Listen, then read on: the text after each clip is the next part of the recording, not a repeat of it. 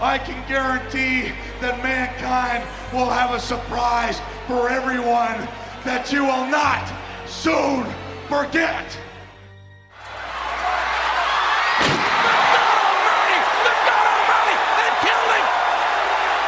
Oh my God. As God is my witness, he is broken in half.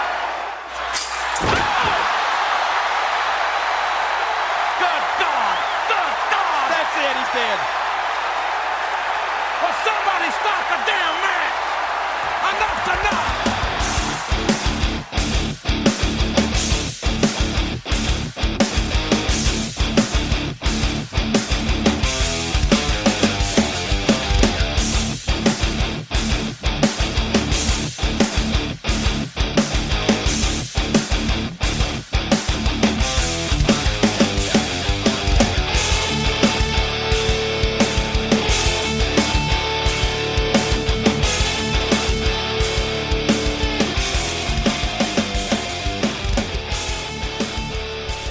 Welcome to Last Match Standing, the podcast where we review, relive, and rank the greatest wrestling matches of all time. As always, I'm Spenser. I'm the ringside doctor. And I'm JR's witness. And today, we are coming to you from June 28th, 1998, from the Igloo, the Civic Arena, because hell is in Pittsburgh tonight. The Igloo? The Igloo, yeah. They played hockey there. They called it, it was a nickname. I didn't make that up. It seems like it's a little cold for hell. The Penguins exactly. play there, yeah. That's why I like it. It's good. Hell is in Pittsburgh. It's King of the Ring, 1998. Tell us if you've heard of this match before. The Undertaker versus Mankind. Hell in a Cell. Would you say that this is the most divisive match that we've covered? As far as consideration for one of the greatest of all time? Yeah, Yes. probably. Yes, I would. But it is a match, episode 66, that has won our poll on both Patreon and Twitter. So that tells me, divisive it may be, winner nonetheless, and it deserves a spot. I know for sure when we started this show, we picked a few matches that we knew for sure were memorable, but did not belong necessarily on a list like this, right? We're talking greatest wrestling matches of all time. And this was one of them we talked about really early on. But I have to say, we've been doing this for 2 years now. And That's crazy. Literally as of yesterday. as of yesterday, yeah, happy anniversary, guys. I feel... I'm so sorry. Speaking of anniversaries, Yeah? this episode is being released on the day of the anniversary. It absolutely is. That's right. June 28th. We are just 23 years removed to the day of this Hell in a Cell match. And obviously, as we know, one of the most memorable moments in the history of professional wrestling. Absolutely. So happy anniversary. Absolutely. Happy anniversary to this incredible match and everyone involved. Yeah. I mean, it's absolutely cemented its legacy. And we'll get into every bit of that. But like I said, we've been doing this for 2 years now. And I feel like I at least have come to understand more intimately what it means to have a match to be great. First off, we've received hundreds of match suggestions over the last few years, and this match has been consistent.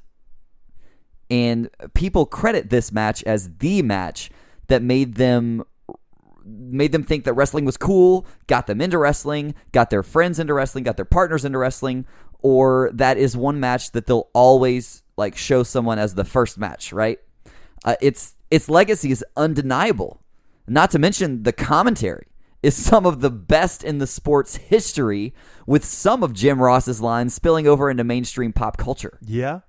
So this was the, oh yeah, you don't like wrestling? Well, watch this. Yeah, this was pretty much. This was my, got my friends to watch wrestling. But the problem is a lot of my friends thought that this is what wrestling was. Yeah, this is sort of the ceiling, right? It's sort of hard to come down from here. Yeah. But, the really interesting thing, and sort of this is, Landon, what you were talking about, is we discussed so much at the start of this show that we didn't want to make a list of the 100 WWE OMG moments. Yeah. Right? That was what we wanted to avoid. And this match is not on this list yet because of that. Because we didn't want to make a list that was just moments. Yeah. But with that being said, there are some moments that transcend wrestling history, and this is one of them. And I think more importantly, Spencer, we recently had the opportunity to do an interview with Zach Gowen. And I hope you've had the chance to listen to that by now, because it was just the most incredible afternoon I think we've ever had. And we asked Zach in that interview, from the perspective of a performer, what is it that makes a match great? And his answer absolutely changed my perspective on this match and a lot of matches. It's not about having the stamina to go 60 plus minutes or knowing every wrestling hold under the sun. It's not, having, kicking out of 100,000 finishing moves. For the men and women who go out there and put their bodies through hell, it's about, did we tell the story and did we captivate the crowd? And most importantly, did we create something that will be remembered? And if nothing else, the legacy of this match created a spot for them to be on this list. Yeah, I'd agree with that. It's an easy mistake to make to see this match as the first Hell in a Cell match. It wasn't. We've actually covered the inaugural Hell in a Cell in a past show. That's right. I think this is like the fourth one. So here's the thing about this. This is, according to JR in the moment, the second ever Hell in a Cell match. The first being Undertaker, Shawn Michaels. In reality, this is the third. Correct. Yeah. Because on Monday Night Raw 2 weeks before, they had a tag team Hell in a Cell match, but I think it was a dark match. Was it really? I think it was a dark match, because there's no way JR would have said this is the second one ever if it was just on Raw 2 weeks ago. I think they were testing it or something, right? And so it was Undertaker and Stone Cold Steve Austin versus Mankind and Kane. I don't know if it was a dark match. I'm pretty sure It might have been on air. You could absolutely be right. I'm pretty sure. I could be wrong, but I'm pretty sure. But JR does say it's the second ever. The truth is, whether it was on air or not, it's the third. I don't think that match ever ended. I think that Maybe match that's just it. descended Yeah, into I don't know. chaos. That's exactly right. Yeah, it ended in a no contest. I know that for sure. But I think I do hear some people say, when we talk about Hell in the Cell matches, they credit this as like the first, but obviously we know it's not. But what we've already covered the first. what this match did was change the perception of what Hell in the Cell was and could be forever. I agree with that. And so you could say this match gave it a clean slate and could be, considered the first in that way. But, I mean, we've got some shit to talk about here. Yeah, we guys. do. Yeah, So- Paul, I know you're going to get into, how we got here, because there's so much. But I just want to make sure we're clear. JR and Jerry Lawler are on commentary. Surprise, surprise. Yes. And Tim White is the referee. I wanted to, because Tim White was the ref, or was he, for Shawn Michaels' Undertaker? I don't remember. I don't think. I feel like he played a part in it, but Someone add us. yeah, someone add us. I can go check my notes. I just don't have them in front of me. But I would be remiss if I did not bring up the referee from our last episode, and I just wanted to touch on it really quickly before Paul gets into this one, because it was something that we thought was important to discuss, and I just missed it. The referee for the Chris Benoit Booker T Best of 7 match at the Great American Bash 1998 was Mark Curtis. Oh, yeah. Mark Curtis. Well, Mark Curtis was battling cancer when he was refereeing that match. He was diagnosed with cancer in 1997. He continued to referee for the next year and a half or so. He actually would pass just a year or so after this, that Booker T Chris Benoit match. But he's a guy that left a legacy, and they have memorials for him, memorial events since then. I know Shane Douglas is someone that has always dedicated and speaks very highly of Mark Curtis. So I just wanted to say, shout out to someone who was battling. We talked so much about inspiration in that Booker T episode. He was living it, right? Like, he was living through the physically hardest part of his life and still giving a phenomenal performance. He did a hell of a job. He's like, Yeah. You could have fooled me. I had no idea this guy was battling cancer. Right. That. Right, incredible stuff. So just shout out to Mark Curtis. But Paul, go ahead, take us to Mankind, Undertaker. Okay, so to get here to King of the Ring, you actually have to travel back to 2 years prior. So these two have always been bitter rivals. Literally, Mankind debuted the night after WrestleMania 12. He has a match against Bob Holly where he beats him very quickly. But the main event that night is Justin Hawk Bradshaw and The Undertaker.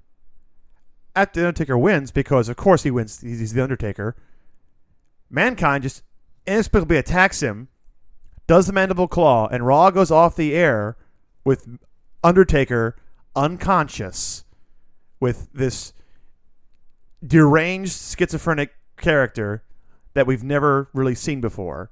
Now, smart fans knew who he was, but the average fan, who's this guy? So, a little over a month and a half later, they have their first one-on-one match at King of the Ring. Guess where King of the Ring in 96 was? Was it in Pittsburgh? Yes, it was. In the Oh, Igloo. my God. Their How first about that? Their first match together, which saw Mankind beat The Undertaker clean in the middle of the ring, which had not been That done. doesn't happen. He beats him with the mandible claw. Just beats him. I've never seen anybody manhandle The Undertaker like that. Well, you say that, but yeah, we've had that before, but not a guy half his size. No, I get it. It's a big deal.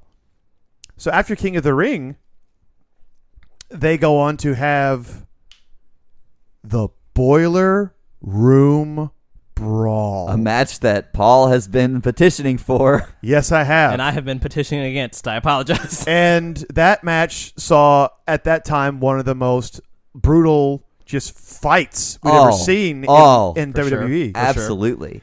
And that Talk match, about paving the way for future hardcore The original matches. Stadium Stampede. That's it. You know what? You're It not wrong. actually is. Basically is. They fought over the arena. That match again sees Mankind beat The Undertaker, albeit with the assistance from Paul Bearer, who betrays the dead man and reveals that he's actually the long-lost uncle of Manson, a.k.a. Mankind. So Really? Yeah. Uncle Paul. I did not know that. Or I forgot. I must have totally forgotten about that. One big happy family over there. Apparently. So after SummerSlam, they go on to have a buried alive match, which Undertaker finally beats Mankind, but he is immediately thrown in the grave and buried by all the heels in the company. And this is the match where the lightning strikes the I love that. lightning moment. strikes I the love tombstone it. and the hand comes out. Yeah. But Undertaker actually doesn't return until the Survivor Series, where he descends from the rafters with these bat wings and looks like a vampire. Man, Undertaker is known for, having a strong association with WrestleMania, but I dare to say that Undertaker has an even stronger and deeper connection with Survivor Series. Oh yeah, That is debatable In a lot of but ways.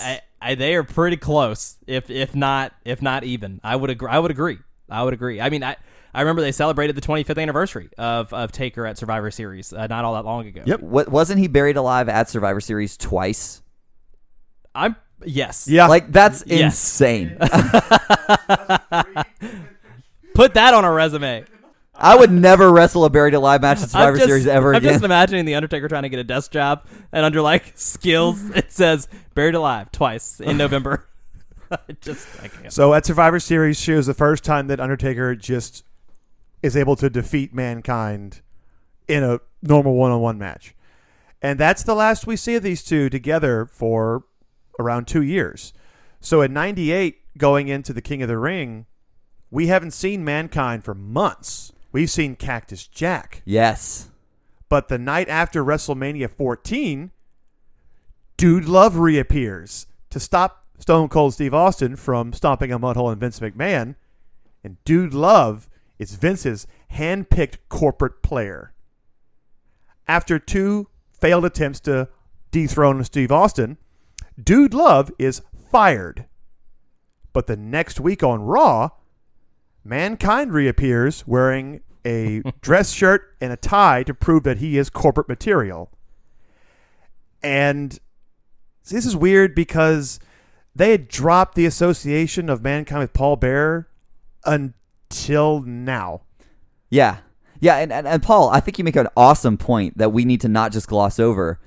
The iconic shirt and tie. Yeah, the reason for doing that is part of this. He aligns himself with Vince McMahon. I mean, and he calls him Dad.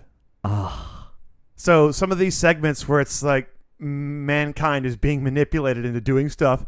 Okay, Dad, I'll go out there and I'll do it. I'll wrestle 2 men in a dumpster match, Dad. Or at Survivor Series Deadly Game when he's betrayed. Dad, why? I don't understand what's going on. I never tapped out. So anyway, he kind of reappears to help out Kane in his embroiled feud with Undertaker. And my understanding is the original plan for this show was not Kane versus Steve and Mankind versus Undertaker. It was supposed to be the other way around. But we've already done that, so let's change things up. So, Mick, you and Undertaker are going to go have a Hell in a Cell match, and Kane, you and Steve are going to have a First Blood match. Have fun, guys. So, the story we always hear is when they're Mick Foley and Terry Funk watch the original Hell in a Cell match. What can we do to top this? And the famous line, Cactus, I think you ought to start the match up on top of the cell, and then Taker can throw you off. Oh, that's a good idea, Terry. Then I can climb back up and get thrown off again. If there is one thing I wanted out of this episode, it was a Terry Funk impression. Well, you got it. You're going to get one later on, too. I love this. The event is scheduled to take place at the Civic Arena in Pittsburgh. The Igloo. 25 miles from Freedom, Pennsylvania, where Foley trained to become a professional wrestler at Dominic DeNucci's wrestling school, bringing his career absolutely full circle. Oh, yeah. I mean, you can't make it up. And so after Terry pitches the idea, and Mick originally made a joke, and then Terry said, no, I'm serious. I think you should start the match on top of the cell. They pitch it to Vince, and Vince says, well, you should climb up there to make sure the roof is safe. Oh, I already did, Vince. Will be fine. Okay. Mick lied. He didn't do it. Oh, no. He lied to him. And then Vince said, all right, so you're comfortable up there? Yeah, absolutely. Absolute lie. Totally lied to him. So and the reason Mick did not climb the cell beforehand, he's afraid of heights. Could have fooled me. Believe it or not. So fucking kidding. What I think is actually insane about this match is the next match is the First Blood. Mankind does a run-in during that match and takes a stunner.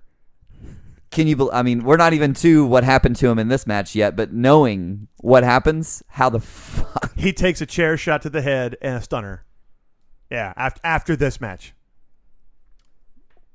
With all these years of pent-up frustration and aggression, these larger-than-life monsters head into the Civic Arena. The Igloo.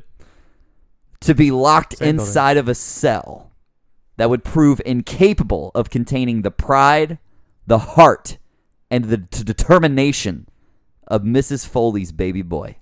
And I'm going to quote Jim Ross directly. The pain that these two men are preparing to endure is inhuman. That is said before the match starts. Oh, I'd like to say something that Jim Ross said before the match starts. He begins by saying this may be the last structure that Mankind and The Undertaker stand in before they arrive at the Allegheny General Hospital in Pittsburgh. Well, And King says it may not even stop there. It may go straight to the morgue. I'll bet he was sweating bullets when he saw Foley wasn't moving. yeah. So now that we're here, we need to discuss a few things. So this is the match that cements the double turn, which people always forget about.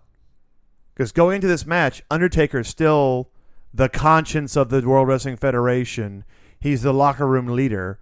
And Mick Foley is Mankind is this evil, like, maniacal bastard nephew, adopted son of Vince McMahon. And they've done a really good job of making him sort of slowly inch closer to being a face. And it's these breadcrumbs that they're leaving with Vince horribly mistreating him. Yes, because after and this Mankind match, doing everything that he can to impress his dad. yeah, because after this match, Undertaker becomes the satanic cult leader. Yeah. And Mick Foley becomes arguably the biggest fan favorite of the biggest underdog fan favorite that the company had up to this point. He becomes a 3-time WWF champion after this. Taker is already a 3-time WWF champion before we go into this match. That's so interesting because it is so easy to get lost in the shuffle of what this match is, to not remember that double turn and not remember that this is really a turning point in their careers, not just physically, but for their characters. And I think that's fascinating. Because Taker becomes the Lord of Darkness and starts the ministry literally like 3 months down the road, and he's recruiting people and trying to embalm Steve Austin and sign contracts in the man's blood, sacrifice wrestlers to his higher power. That all starts here. What I love about this show and about this match is that if you say King of the Ring 1998, this is what you think of. You don't think of the fact that Ken Shamrock won the King of the Ring tournament. You don't think this is the night where Kane wins his only WWF championship, right? You remember this. Oh, and yeah. nothing else. It just speaks volumes on what was a fairly memorable night already. Oh, yeah. To what goes down in the Igloo. Al Snow lost a match because Head had a bottle of Head and Shoulders taped to him and pinned. Al Snow. Yeah. That's what everybody wanted. Dan Severn had a King of the Ring qualifying match against The Rock. And Triple H outed himself as being bi-curious on commentary. And then immediately said, wait a minute, did I mean to say that? And then Jericho says, I don't think so, but we're alive, pal. Yeah. By the way, when he said that, he was wearing a backwards leather patty cap, aviator sunglasses, and no shirt. So people could have assumed. Yeah. No, he was since he was the 97 King of the Ring, he was on commentary. I remember. He ripped his shirt off. Let's be real. If you're saying that you've never been a little bit bi-curious, you're lying to yourself. Well, basically what happens is China is on the Spanish commentary because she speaks Spanish. And he said, what's she going to talk about there? I don't know. Probably something about Taco Bell. Probably talking about Taco Bell. What's the matter, Hunter? You're not bilingual? Well, JR, I'm bi a lot of things. Lingual's not one of them. There's 10 seconds of silence. I love the silence after. Wait a minute. Did I mean to say that? I don't think so, pal, but we're live. We're live. And I'm sitting there going like, if he had just not said a word, nobody would have cared. Nobody would have cared. But it's the fact that he got like really hungry. Oh, no. Like, dude, chill. You tell people to suck your dick every night. It's okay. He does. So Undertaker comes out. How did that pyro not engulf him in flames? I thought the same thing. Well, okay, so it's good to know Mankind comes out first, right? With a chair. And you're thinking, here we go. Even if you've never seen this before, you're like, well, this is going to be something, and JR and King do a great job of saying like, this is going to change the look of the WWF. You know what I mean? And it did. Yeah. And it did. And there is that moment where he walks into this cage, he looks at the ring, and then he walks out of the cell, he looks up, throws the chair up, and he climbs to the top. I love that. He throws that chair. Perhaps the most impressive part is that he got it up there on the first try. First try. Professional. He tries to do it again later. Put that on his resume. So Mankind climbs up on top of the cell. He's sitting there waiting. The gong goes off. Undertaker comes out, swallowed in flames. I don't understand it either. She walks through 3 explosions, and it's so loud the screen just goes white because of the fucking like pyro. Like, wow, he's already been through hell. And what's really insane, if you think about it, is Undertaker is walking to this match with a fractured ankle. Yep, and he's got 2 bruised ribs. And he's got to climb the cell. I mean, that's the first thing he's got to do. But it's not even just get into the ring. It's I need to use this fractured ankle to climb a cell and get to the roof.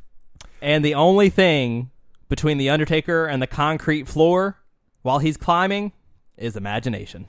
Oh, yeah. He gets up there and then immediately gets hit in the back with a chair. As you do. So this is the moment where Mick probably started to regret lying about climbing on the roof. They're up there for roughly, a minute and a half? and you Yeah. can just see the roof is just starting to break. It sort of gives in a couple of places. Well, they step on one of the panels, and the panel just Yeah, They they step all- like because the very, very corner of it, they put way too much pressure on the corner, and I don't know if that's a flaw in the design or if you got 300 pounders, like they said. I mean, when a year prior, when Undertaker went there with Shawn, the roof held fine. well, that's Shawn Michaels. Yeah, he's 100 pounds lighter than Mick. But what really blows my mind is how close the outside edges of the cell are to the crowd. Oh my god. Yeah, It's scary. there's not a lot of give between that cell and the If you're in that barricades. front row, you can absolutely reach out and grab that cage. And there's not a lot of clearance No, at there all. isn't. That's why they had it the way they did it. And I think what I love the most is when they get the edge, they start fighting. It's like, they're fighting right above us, folks. I don't like this one damn bit. And before JR's done talking is when Mick gets thrown off the cell. And everyone is so preoccupied with him hitting that table and sliding with the barricade, they forget that he landed on Hugo Savinovich and knocked him unconscious. Yeah, as soon as I see that fall, the first thing I think is, poor Hugo. Because you see Hugo, the first thing you think. you see his chair break, he hits the barricade and then falls backwards. In all seriousness, though, could you imagine if he had landed just inches more to the right and literally he would have been in Hugo's lap? Probably would have killed him. It may have killed him.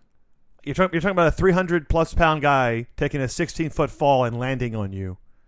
I think it would have killed Hugo. Now, it did allegedly break his leg and knock him out.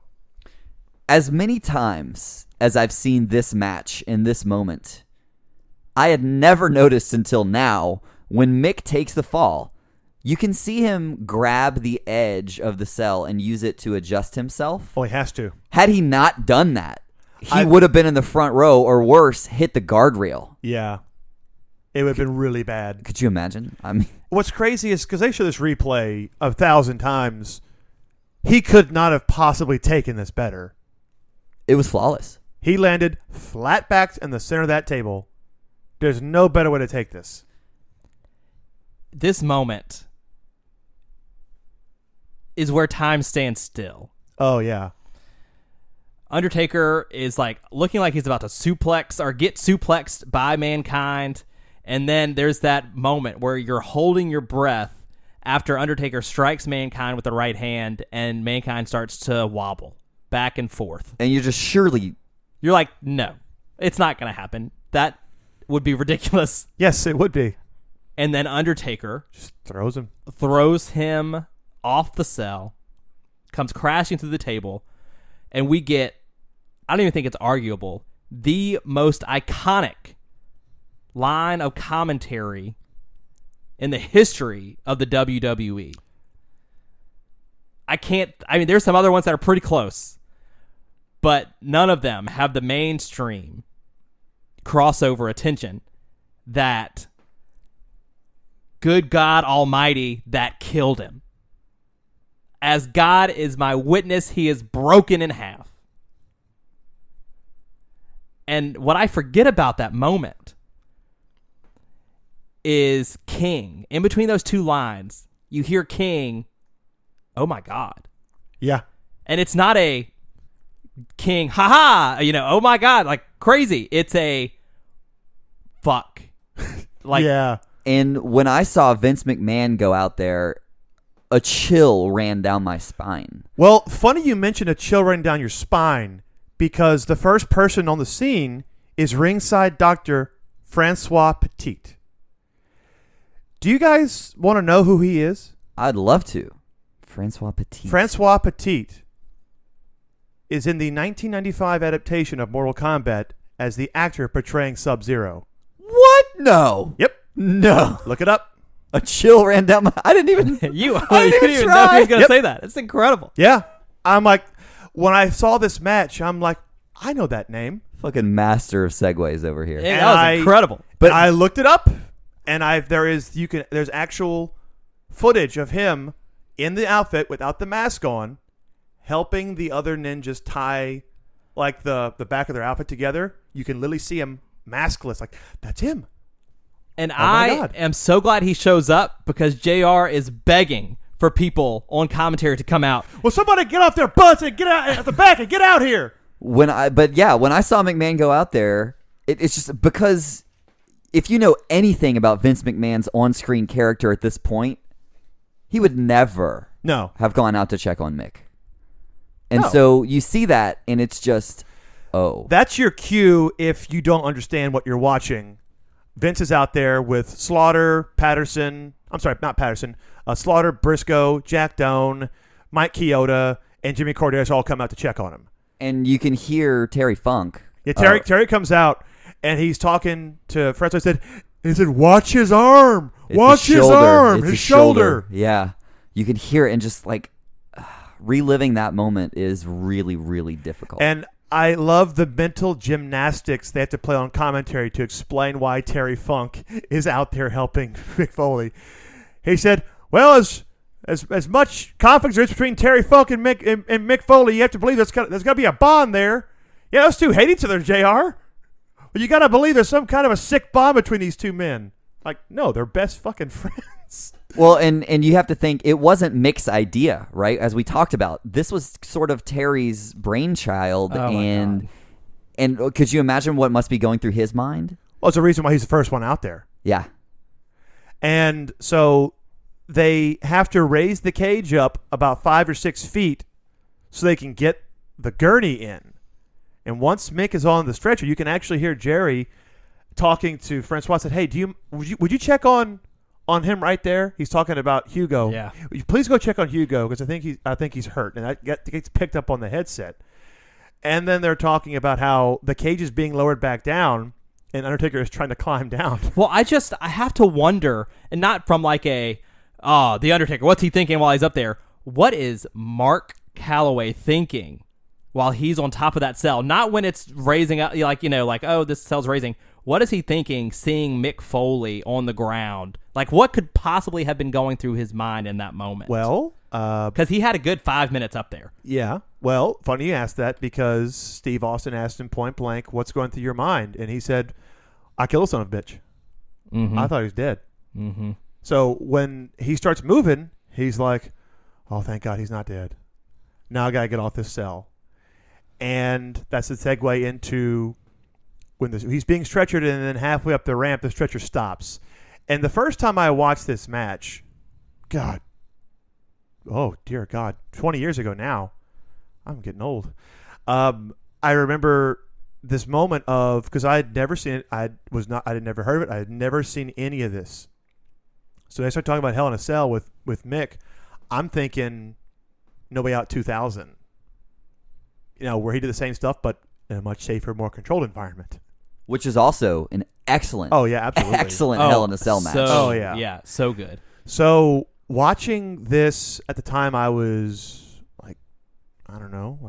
12, and I was terrified.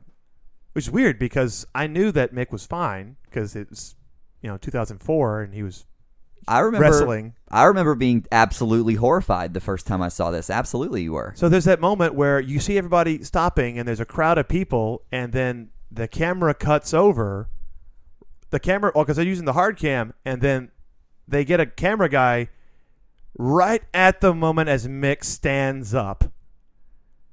And you can see Dave Hebner sweating bullets, bright red, begging Mick, no, please, no, do not get back in there. You can see Terry, who looks like he's seen a ghost, like, Mick, please, no, stop.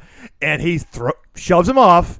He climbs back up to the roof. There's that great moment where you can catch Undertaker, who's still only halfway down the cell on the other side, sort of lock eyes with Mankind in that moment. I get chills thinking about it because then they start climbing back up. Oh, you could see Taker is just like, oh my God, you got this crazy son of a bitch. Yeah. Like, that's all he can be thinking. Probably he's like, okay, well, I got to get back up there. So they climb back up. Notice though, Taker walks along the main support beam and does not step off of it. And when he does, he steps on like the other. He will not step in the center of the square. He'll only stand where the beams are. It's probably smart. Yeah, because they already broke through it once. And then it's his turn to hit a chair shot. And then he choke slams Mick. And as bad as the first fall was, this is the fall where Mick got the bulk of his injuries. Imagine being there. Look, the decision to go back on top after what just happened is incredible. And then seeing what had just happened, and then seeing Mick not only stand up again, but climb back onto the top of the cage is just insane. And, I mean, obviously the bump is probably the hardest bump I would care to ever see. Yeah. I don't want to see anything that looks more painful than that. And that's where we get our next sort of iconic bits of commentary, right? King immediately, that's it, he's dead. And JR, would somebody please stop the damn match? Well, you gotta remember, the bell hasn't even rung yet. I don't even know if it ever does. Like, I really don't know if it ever does. I think the match starts when Undertaker climbs up the cell the first time, but I don't think there's a bell. Really, there's no ever. bell. But that fall through the cell to the ring with the chair falling as well. Now, here's the thing, though. When you watch Mick go down, when he hits, the back of his head smacks that chair. Mm-hmm. And as he's falling down, the chair hits him in the mouth and then whips back behind him and hits him in the forehead. The fall was bad, but that chair hits him 3 times. 2 concussions, and it knocked his tooth through his bottom lip and into his nose. Now, him getting his shoulder messed up, him potentially having his kidneys and his ribs be bruised, that chair is what fucked him up. Yeah, the chair, I think, did the most damage on that fall. And what Undertaker recollects in this moment is thinking, well, thank God I stepped back onto the other panel whenever I delivered the chokeslam. Because could you imagine if he went through with him? If he went through with him and landed on top of Mick. Probably would. It was very, very possible at that moment because they were not anticipating the fall to happen that way. Mm-hmm. What they thought was going to happen is that the cage was going to like break, not like open, but they were thinking he was going to bend in, and that once he's kind of bent in, if the thing breaks, he can roll out and only fall about maybe 6 or 7 feet. They were saying the bump was supposed to be comparable to taking like something off of the top rope. Mm-hmm. Yeah. Mm-hmm. Well, if you recall in the first Hell in a Cell match, Taker does like the big power slam to Shawn, and it holds. It bends in about 3 feet, but it holds. Right. They were expecting that to happen. They were expecting it to dent inward a couple of feet, and worst case, like I said, if it breaks too much, Mick can roll through, and like you said, he's only going to fall a few feet, and he'll be fine. But that didn't happen. The panel just completely gave. And once again, we've got Sub-Zero, Terry Funk, and the officials. And at this point, we've gotten some more iconic sound bites. And Terry Funk is right there. And he's like, oh, my God, Mick, are you okay? And then we do catch a camera shot where Mick has his eyes open and is moving. And that's when Undertaker realized, okay, he's not dead. I need to go in this. Yes. So And he climbs down. Let's stop right there. I can't believe Undertaker climbed down from the roof of the cell. This thing is like, 16 feet up in the air. He's a tall man, but he ain't 16 feet. No. He climbed down from that hole and drops into the And ring on a broken fracking leg. Sorry, I've been watching way too much Battlestar Galactica. Well, you can lose that moment of him going, oh, God damn my fucking foot. You can see that moment of him like stumbling and then catching his bearings. You do. I mean, because obviously that must have been painful as all hell. But I guess at that point, it's like, well, I probably don't have much of a right to complain. No. And then they clear the ring and they wrestle a damn match. Well, hang on. There is a moment where Terry Funk stands up and gets in his face, and he's basically telling him, Mick's hurt, but he's okay. We have to give the people something, so chokeslam me. So, shirt to his word, Taker punches him, knocks his hat off, chokeslams Terry out of his shoes. Out of his shoes. His shoes are still in the ring. That was literally... It's the best. That was literally like, we have to give the fans something.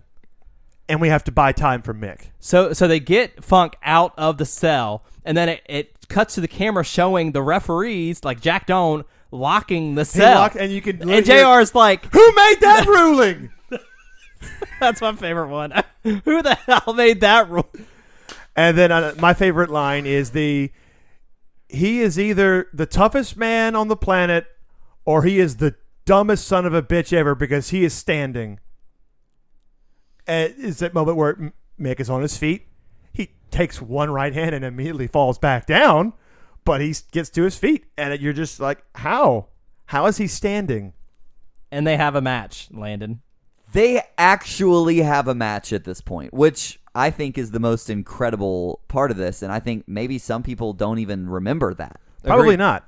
Because there was a lot of time that was eaten up by, Mick being checked on. Yes. But at this point, he still goes. They have a 10-minute match. They actually do.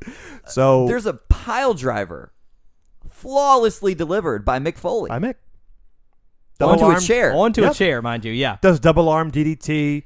Although there's the moment where like Taker goes for old school, and I'm not sure if this was Mick going, I got to do something, and he shoves Taker off and he lands on the ropes. And you kind of go, okay, that could have been an accident. And then he hits the other side of the ropes and launches himself into Taker, who immediately just fucking swan dives into the cell. And I'm thinking, okay, if he's aware enough to do this, then he's okay, right? Mm-hmm. And then that's when you see him try to pick up the steel stairs and immediately drops them because his shoulder gave out. Yeah, it's this next 5 minutes or so. Undertaker hits him in that shoulder with the steps a couple of times. Yeah, which was just too much. Yeah, Taker does do his dive through the ropes into the cell, so Undertaker starts bleeding. And if there was ever a moment where you thought enough's enough, Mick Foley then goes under the ring, because why the hell not, and picks up a bag Of gummy bears. I'm pretty sure he wishes it was in hindsight. I bet so. So, yeah, he gets the gummy bear. He gets the bag of tacks, which they were not supposed to use. He asked Vince if he could use them, said absolutely not. But When has that ever stopped him? exactly, it's like what are they like? We're in the Hell in a Cell. What are they going to do? They can't stop the match. If he didn't stop it for either fall, he's not going to stop it for the thumbtacks. He gets him out. He pours him all over the ring, steps through them, which blows my mind. No, I love this because he like off the ropes and tries to just punch Taker onto it. I'm like, it's not going to work. And Taker goes for the choke slam, which gets reversed by the mandible claw, which is a callback to their first match at King of the Ring. That's how the match ended. He reverses the choke slam and a mandible claw, and Taker passes out. But that doesn't happen here. Taker picks him up on his back, walks over those thumbtacks, and just drops all of his weight. And Mick didn't think he got enough tacks, so he rolls in them. Then he takes a choke slam onto the tacks. And then he takes a tombstone. And fuck me, he tries to kick out of the tombstone. He does. He fucking does. And I love that decision to lift the leg. He tries to kick out. He does. He just to prove that his heart is relentless, even if you've destroyed his body. It's one of the greatest things we've ever received. It's one of the greatest gifts we've ever received in pro wrestling, and it's one of the greatest gifts that he's ever given to Vince McMahon. Vince tells him after the match, Mick, you have no idea how much I appreciate what you just did, but I never want to see that again. This has been the most ungodly match we will perhaps ever see, says JR. These two men gave you everything of their bodies, everything of their souls tonight. Foley suffered several injuries Ugh. in the match. Let's go through them, right? We talked about the concussions. 2. A dislocated jaw. Yep. A dislocated shoulder. Bruised ribs. Internal bleeding. Puncture wounds. and several teeth knocked out. I think he had at least 2 knocked out. How the hell would you have the wherewithal to 2 years later do this all over again? In No Way Out. Landon, he has a Hell in a Cell match against Kane, like not even 3 months after Not this. even 3 months. And he doesn't do any of this shit, but he does get knocked off the side of the cell through a table. But it's like, you think, like, you don't have to do this, Mick. And I stand on the same side at Vince. Like, oh my God, that was amazing, but don't ever do that again, please. Like, at this point, Mick is, I think, 32. Don't do this anymore. You don't have to.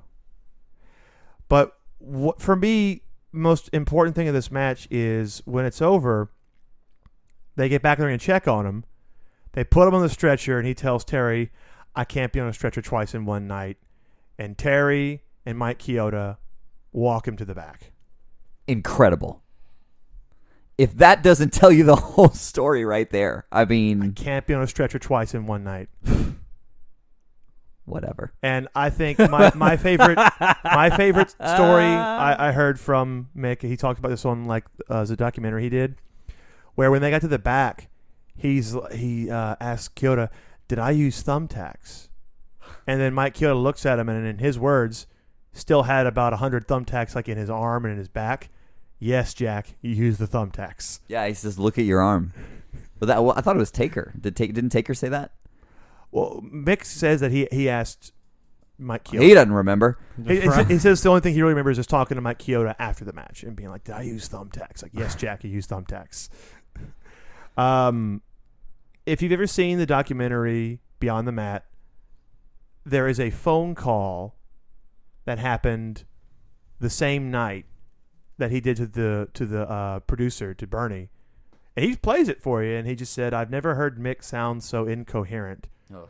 But at the same time, still sounds like Mick. He's intelligent, he's witty, he's funny, but he's just rambling on my answering machine for about 3 minutes. And that's when he's like, Mick, are you okay, buddy? So you already mentioned Undertaker has a broken foot. He actually had some bruised ribs from this match. And Hugo allegedly had a broken leg and was knocked out when Mick landed on him. So, laundry list of injuries. One of the most spectacular things we've ever seen.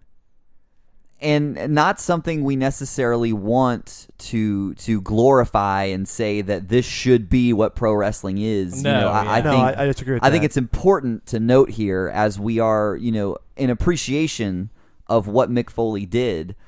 We definitely think what's more important is the safety of the competitors, yes, the announcers, the commentary team. It's at the end of the day, this probably should not have happened. Oh, absolutely not. But it's one of those things where if they had stopped it, would we still be talking about both these guys when we talk about them now? Well, and I think another important thing to note, as we get into favorite moments, and I think we can just obviously skip over that, because come on. I've got 2.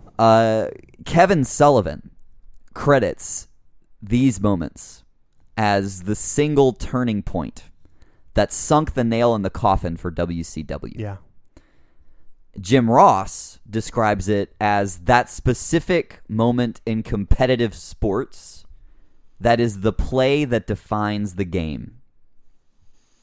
Love that. You have those across all sports. Yeah. You can if you think about American football, think about those amazing touchdown passes that absolutely, that's what I come to watch football for.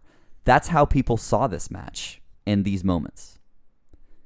There are a few things, and I love the sports comparison. So for me, Tiger Woods, 2008, won the United States Open, which is almost always the hardest tournament every year in golf, with a torn ACL. He walked the whole course all 4 days. He made a putt on the 18th hole to tie Rocco Mediate, and the way the U.S. Open worked then is that if you're tied at the end of the tournament, you play 18 more holes the next day. Oh. So this man who can't walk, you can see him grimacing the whole time, like is struggling to get around the golf course, has to play what ends up being 91 holes because it goes one extra the next day. Oh, man. And he wins the U.S. Open. And so I get the same feeling about that I do about this. It's a performance in a sport that takes, what you think people can do and crashes through that and shows you a level that they shouldn't go to, probably, to be fair, but one that puts it on a pedestal above anything else. I mean, they never do anything like this ever again unless it's in a completely controlled environment. Mm-hmm. Like Mick goes through the roof of the cell at No Way Out 2000, but it was on a hinge and the ring was gimmicked to give underneath his weight. Correct. Completely safe. Looks spectacular. As safe as possible. Rikishi gets thrown off the cell at Armageddon that same year. Lands literally on a bed with a bunch of springs and mattresses in it. Once again, as safe as possible. The next time somebody goes off the roof of the cell, it's Shane McMahon jumping onto a crash pad. Mm-hmm. So they've emulated it, but in safe environments. But what always pisses me off is people shit on how that looks safe. I'm like, fuck you. You go do it then. Oh, somebody's at home telling me that they know how to fall. Like, I mean, JR makes that line during this match. But it's one of those things where when I see somebody, or you know what? Chris Jericho getting thrown off the roof of the War Games a couple months ago. People shat on how it looked fake. I'm like, so you want Chris Jericho to get thrown 20 feet to the concrete? And then they'll shut the fuck up. Like, they'll stop talking. And I'm like, thank you for proving my point. You don't want to see people get hurt. You want to see a spectacular stunt. So I guess because I will say, just on the to sort of play devil's advocate a little bit for blood and guts, is that I don't think anybody wants to see Chris Jericho get hurt. No. But production wise, they could have done things a little differently to make it look better. Yeah, but right? I agree with that. But because that initial camera angle, they don't cut back to it. Mm-hmm. When you see kind of like the overhead shot where it looks like the sheet metal just buckles around him, that looked spectacular. Mm-hmm. It's just that first shot where it's like, cut away. There's things that they could have done to make it look, a little bit more realistic and better. But the fact that they took precautions to protect Jericho is a good thing. So much 50-year-old more man so much taking more a 20-foot drop. So It's much like, more important. Yeah, but I get so pissed off, and we say this all the time. No one hates wrestling more than wrestling fans. That is a fact. But I get so pissed off when people want to compare stunts to this. I'm like, this should not have happened. Agreed. And I don't want to see people in situations like this unless it is as safe as possible. Okay. So, on the 23rd anniversary of King of the Ring 1998, we now have the unenviable task of comparing this to 65 previous matches and ranking it on our list of the greatest matches of all time. Obviously, we talked sort of at the top of the show about the question of, does it deserve a spot at all? And I think we've convincingly said yes to that. I don't think that's the question at this point. Although we completely understand those doubters that say that it shouldn't belong on a list like this. We get it. We do. And if you have thoughts whether that you think it should or not come on this list, let us know. Let us know. Reach out to us on Twitter, Facebook, email us. This is obviously a phenomenal talking point. And so we want to know where you stand. But where do we stand? We have to add how memorable this match was to our considerations. I mean, and I think moving forward, we need to think about the memorability, if that's a word, the legacy of the match, to, where on the list does it go? And if we went by that alone, this would be number one. I think so. Yeah. Foley credits the Jimmy Snuka dive from the top of the steel cage as the reason Mick Foley wanted to become a professional wrestler. How many people do you think he inspired with his dive? All of CZW. How many people did he inspire and continues to inspire by that? Yeah. What was that kid on Twitter a couple of years ago that actually got a spot in a Ring of Honor match?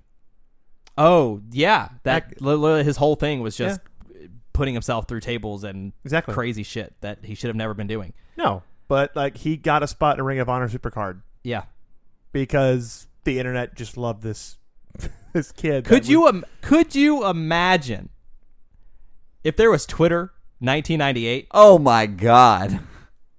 The entire world would have been talking about this. I just Hashtag broken in half. Well, you know, like this match is why we started getting the Foley as God signs in Yeah. the ring. Yeah. And I think Triple H said once, well, if you're not, then you got to be something pretty close because you should not be here. Mm-hmm. You should not be walking. I think my favorite quote about this match is once again, it's Triple H. I've seen you walk into that match, and I've seen you try to walk after it. Mm-hmm. Mm-hmm. So where the hell do we put this? Well, here's the problem. It's two different matches.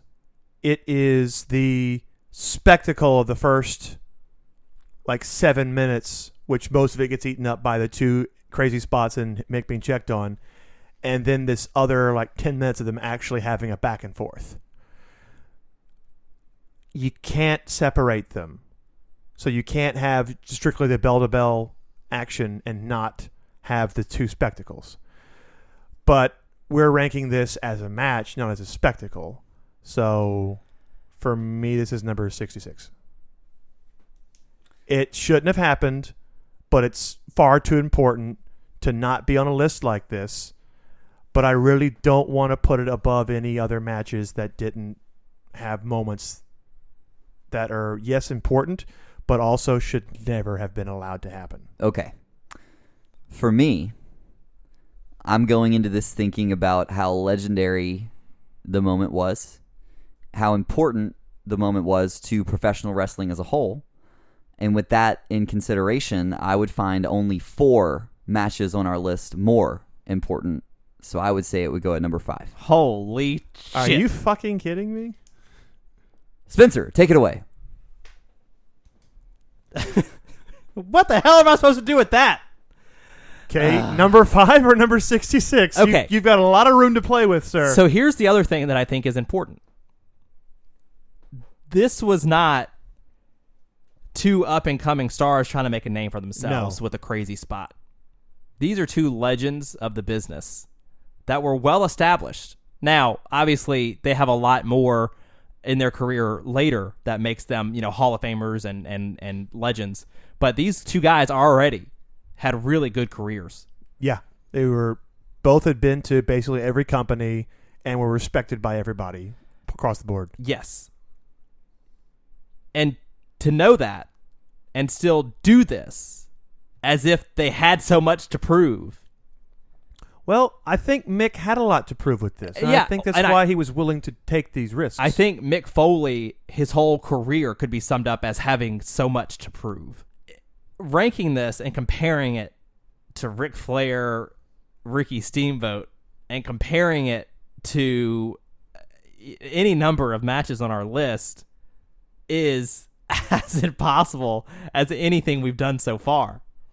This match is going to be a turning point in what this list is, similarly to the way this match was a turning point in what professional wrestling was. As evident by Paul and I being on absolute opposite ends of the You know spectrum. what? I'm looking at the list right now. You know what other match I think of that, that went a little too far? Is Tully Blanchard and Magnum TA. Yeah, that definitely. As soon as you said that went a little too far, that one for sure. That is that one, and then Muda and Liger are the only matches that went a little too far, where we have attempted murder. Naturally, for me, the comparison starts at the first Hell in a Cell match. And, let's be clear, part of the reason that ranked as high as it did, currently inside, or it's our standard bearer at number 30 right now, is because of the moment it produced with the debut of Kane. Yes. So I think there's a good reason to compare the two of those things. And the Kane moment lasts the test of time, but not in the same way this does. No. So I would have to go higher than that with this match. Now, where do I stop? It's a great question. I don't know if I could put it over some of the wrestling clinics and classics that we've covered, like Walter and Tyler Bate, like Misawa and Kawada. You know, like those, I don't know, man. Like, that's really, really hard. But these are also two of the largest and most influential characters in the history of professional wrestling. And in a moment, we've said it before, it's a moment that extends beyond professional wrestling, which is something as wrestling fans is a good thing. For the outside world to get exposure to professional wrestling is a good thing, unless it's obviously in negative ways, but that's a different conversation. So that bumps it up for me as well. The fact that 23 years later, you could look on Twitter any day of the week and someone's got a clip with a gif of Mick being thrown off the cell, or a clip with JR's audio, put over the top of it every day, every single day. So I don't know if I go to 5, but I know I'm far from 66. I want to go to the comparison with Misawa and Kawada, because I agree with you. I think for that one, I don't know. The legacy factor there is so incredibly high that, okay, I might be able to grant you that it couldn't quite go over. No. I would disagree with Walter Tyler Bate. I think that's an incredible match, but it does not hold a candle to what this one did for me. So I'm somewhere between that Samoa Joe, CM Punk, Zack Sabre Jr., Ospreay, area. And I think personally I would put it over Joe and Punk, just based on the fact that one sort of, it didn't really resolve at the end. I am trying really hard to not be a victim of the moment.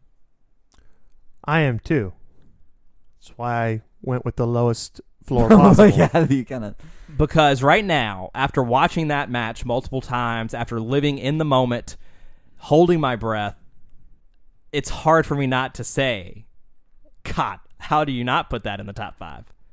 But taking a step back. Well, we can't just rate the moment. We have to rate the entire that's exactly right. 17-minute And that's match. exactly right. And it's all good. You know what I mean? Like, the match they have afterwards is still solid stuff. Okay. What if we do something that we've never done before on this show? What if we sleep on it and we start the next episode after reflecting and maybe after asking some professional opinions? I like this idea. We start our next episode with the ranking of episode 66. I think we may have to, because I don't see all three of us agreeing on one number. And it's because you two are so far apart. Yeah. Because I'm leaning towards Landon. Like, I think if I did talk myself into 19, but it would take some convincing to get me to come down from 19. Oh man. Yeah, let's do it. Let's sleep on it. Because this is a huge one. It is. And Spenser, you said yourself, it's going to play a huge role in where other matches rank, so I don't just want to sort of put it somewhere to say that we did.